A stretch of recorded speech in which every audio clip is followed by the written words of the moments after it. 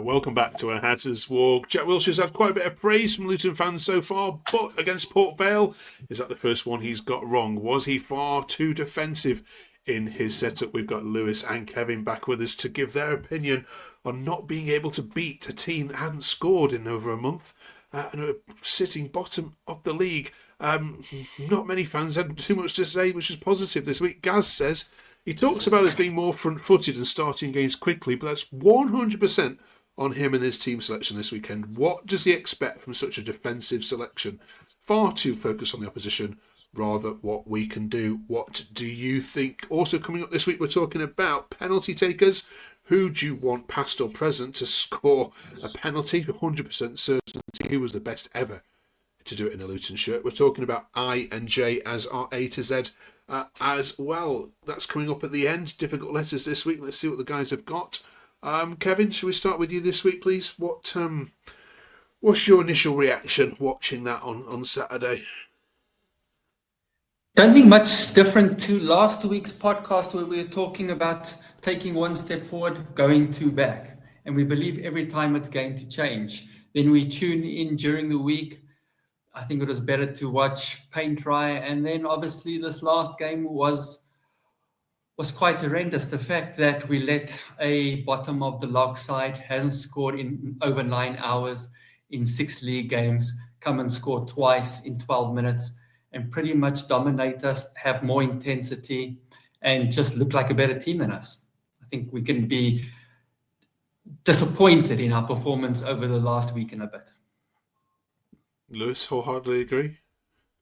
Yeah, it's just been another disappointing 7 days. But I think although the players are very much to blame, I actually blame Jack and his starting 11s, the tactical approach going into both games against Leyton, Orient and Port Vale, especially the one against Port Vale, because I don't understand why we started the game with four centre halves when we don't need to do that, especially at home, and also play and not really changing much compared to Tuesday. I think after watching the Tuesday performance, it was quite clear that something needed to change for Saturday. There were 1 or 2 changes, but nothing major. And I thought Saturday was a good opportunity for Jack to really stamp his authority of being the manager, make some bold decisions, and he didn't do that. So I'm a bit concerned for the future, because if you can't make bold decisions early in your manager career, when are you going to make these decisions? So I'm not happy with what I've seen over the last 7 days. Yeah, and you're not on your own there, Lewis, either. Dale Williams says here, today was on Jack. How defensive do you want to go against the bottom of the league? Until today, a team that hadn't scored in the league since October. Terrible lineup. The subs were poor as well, Kevin.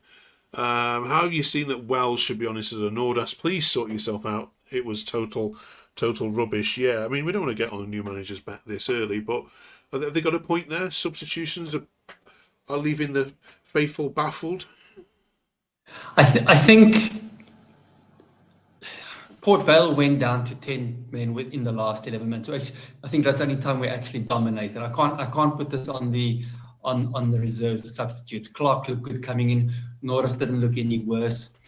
I rewatched the game a couple of times now. In the first 21 minutes, we had 3 excellent crosses coming in, but Brown wasn't there to get it. Brown is not your typical centre forward, your number 9. Most dominating teams and most teams that I've been speaking to and managers in other sports as well. So there's always 4 things that are important. Number 1, you need to have the game. Number 2, you need to have the players. Number 3, you need to have the leadership. And 4, you need the culture. And I don't think Luton Town have that at the moment. Unfortunately, I don't think one of the 4 are ticked at the moment. We should have the players. We definitely are one of the best squads on paper, and we're definitely paying them the most, but we don't have it. As Lewis said, our game plan is disappointing, and I don't think the culture and the leadership's there at this moment to put those players in place. So I do think the fans have every right to be upset at the defensive mindset. Yeah. Naismith, Lewis, comes in every week for some criticism. I don't know what your view on the constant harassment. Well, I'll say it's harassment, but it feels like that online. That he's getting this one here, LTFC shirts. Club has fallen apart, and Naismith is the worst captain in years. Andy says marginally better than Tuesday, or that was a low bar. Poor again. Saville and Naismith cannot be the answer. They continue slow and already slow pace down further. Yeah, is it harsh, that criticism, or is it justified now from what you're watching? No, it's completely justified. Considering where players have come from, it's massively justified, and the wages they are earning, they're not performing. That's the truth. They are not performing. They're not. They've put in more bad performances than good performances. So the fans are saying what they are seeing on the pitch, and that is standards not good enough. Tuesday against Leyton Orient was the worst performance I've ever seen from Kal Naismith in a Luton shirt. And the fact that he didn't come off at half time, absolutely, I couldn't understand it. Why Jack did not make that sub. And then I think it was 10 minutes later, Naismith was at fault for the goal. That goal could have been completely avoided. It was a bit better against Port Vale. But again, he isn't showing the leadership. And I just don't know if the pressure's just getting to him. The pressure's getting to some of these players. I understand the back-to-back relegations has happened. You can't change that. We can't change the past. But what I feel like the players are doing is they're allowing what's happened in the past to impact them right now, the present, and for the future. The fans, the patience is not there. Why should the fans be patient? It's over 2 years worth of losing. It's not fair for the fans to keep being patient. All the fans want to see is a team that, from minute one, show a bit of effort, show some good standards.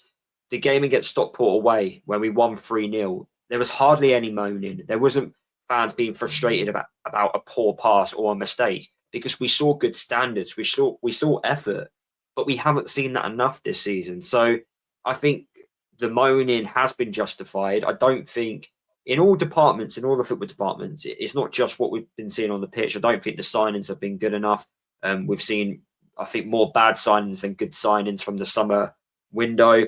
And that's why I don't really have too much confidence in January, because I think people think that's going to be the magical answer to our season. I think the problems are a lot more than that. I just think we've had such an impact of losing games of football before this season. It's just going to take a bit longer in order to, get back up the leagues again like we wanted. So I just think everything's justified at the moment. I think what I don't agree with is the booing mid-game, because I don't think that solves anything.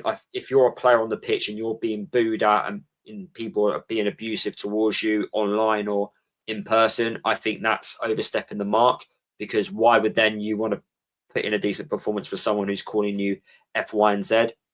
So I do believe that's supporters are not doing themselves any favours by doing that. But at the same time, I do think the negativity is justified on the basis of what we've seen so far this season. You'll still be at Reading away on Thursday night, though? No, I've decided. I've decided I can't. I will go to games when and pay out my own money when I think it's justified to do that. I can't keep affording to turn up to games and put more effort in the travelling, in paying my bills, and everything else for the team not to do the same thing. So then why should I, on a Thursday night where I do have work, I've got to travel on the M25, which everyone knows is the worst road in the country to drive on. Why should I have to put up with that effort? I can't be bothered at getting at home at midnight, 1 a.m. I'm done now for the rest of the year. I don't know when my next away game is going to be. I'll go to my home games because I've paid for my season ticket. But away from home, I don't know when my next one's going to be because I've had enough. Yeah. And luckily, the game's on TV anyway, which is an absolute bore fest it's going to be. So I do feel sorry for the thousands of people tuning in on Thursday night. Reading Luton, can't wait. We'll be there with you. Kevin, the table is absolutely mad in League One at the moment. It kind of escaped your attention that you are closer to Plymouth in the relegation spots than you are to Bradford in second. Does that worry you slightly that, if you do go on a run of, let's say, 2 or 3 bad results, your position in the table can quite easily plummet into a position of concern? I don't think so. But then again, we didn't have that concern last year either in the championship. We thought there was no chance of plummeting, and we did.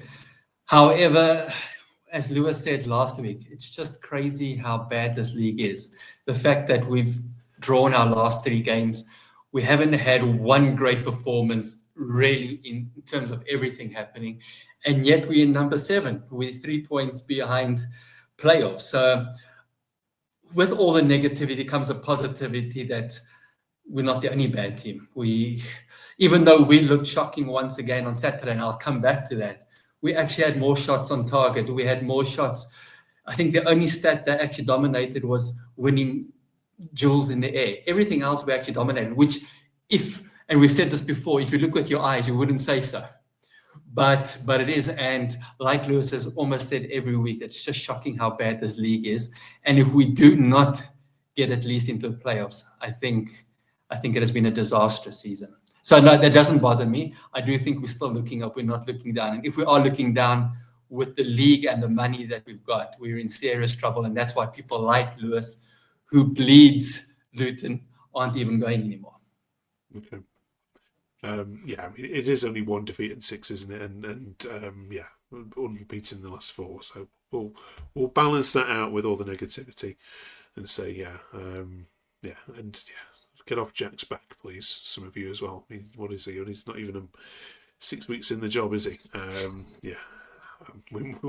We may be back here again, I'm sure, shortly.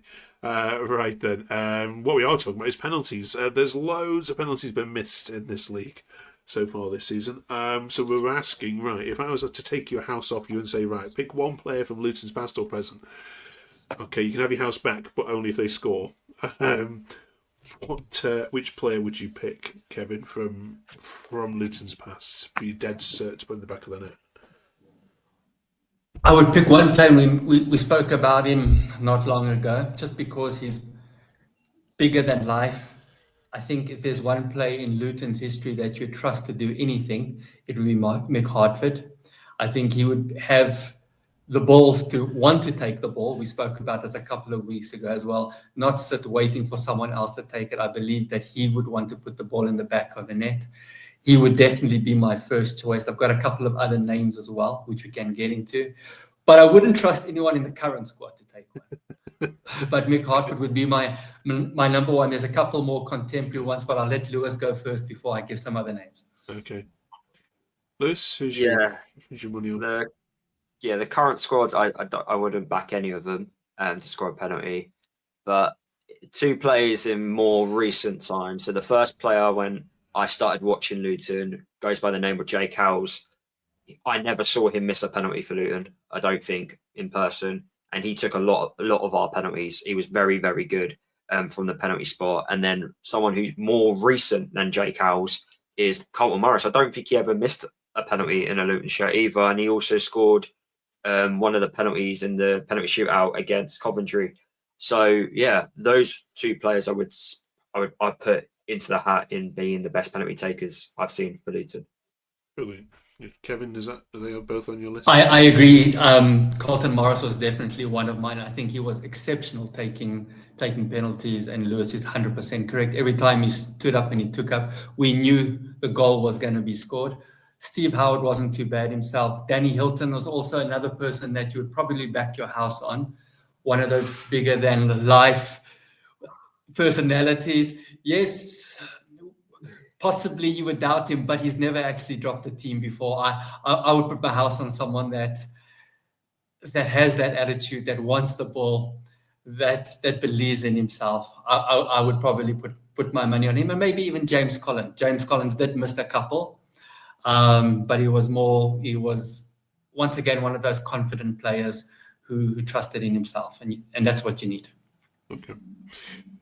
Right then. A to Z time, folks. Thank you for all the comments you've been given on this as well. It's really got some of you talking online as well, which is great. We've come to a bit of a roadblock here with these letters, or have we? What have we got then for I and J, Kevin? We did last week. Oh, we did I last week. So apologies. We did last week. It's just J, right? Yeah, apologies. It's just J. It's just J. Thank you. It's just, Jay, we did a couple of names. I would go for James Justin. If we're talking about players, I do have a couple of managers in mind as well, which have contributed massively towards the club. But I think James Justin, for a couple of reasons. Number one, he came through the academy, showed that we can produce players. Number two, when we sold him off to Leinster, it was an important fee. He was also part of us going up the leagues. And then ultimately getting an England cap. So probably the double J, James Justin. Yeah, and I think he's going to be Leicester's player of the season so far. Lewis? Yes, JJ was the one that I had. Got to see the best of, the early stages of him before he went on to play in the Premier League. But I won't mention a player. I'll mention the greatest manager ever for Luton, and that is Nathan Jones. I don't care that he left twice. He's still invited to my wedding if I ever have one. Honestly, that guy is, the passion. I would take him in a heartbeat. I would drive to Charlton and I'll pick him up because he was a major part of our success from League Two to the Premier League. And I say to the Premier League because it was his squad that won promotion in the Championship. Rob Edwards, his job was made a lot easier because of Nathan Jones. Not going to take anything away from Rob, but Nathan, he did all the ingredients, the foundations, which he took from John Steele, and he just involved the football club even more. And if he was to see what's happening right now, I think he would have a heart attack, and that's saying something. So he would reinstall that, the good culture back at Luton again, although he left twice, but I don't think you can take away the work he did for us. Well said. I think we'll leave on that note. I'm presuming, Kevin, that was your manager as well? I did have Nathan Jones, like Lewis. I love Nathan Jones. I think he did it the Luton way. He created passion, a great defense. Basics was important. Graham Jones as well, but no one beats Nathan Jones. And I think if it comes to Jay and Luton overall, I would be more than happy to give it to Nathan Jones for Lewis. I agree with him there. Okay, we'll put Nathan Jones into the A to Z of Luton. Right, one more record then before we get to Christmas. K next week. Get thinking on that one as well. Right, enjoy the Reading game. Put your feet up, watching on telly. both of you, and fingers crossed we'll get a rip-roaring 4-4 or 3-4 win for Luton. Entertaining game. Right, catch us next week then. Thank you very much for your support. Do drop us a quick like and subscribe, and of course do check out Lewis's channel, which you can see there in his subheading if you haven't yet done so already. Thank you so much for watching. Have a great week, everyone.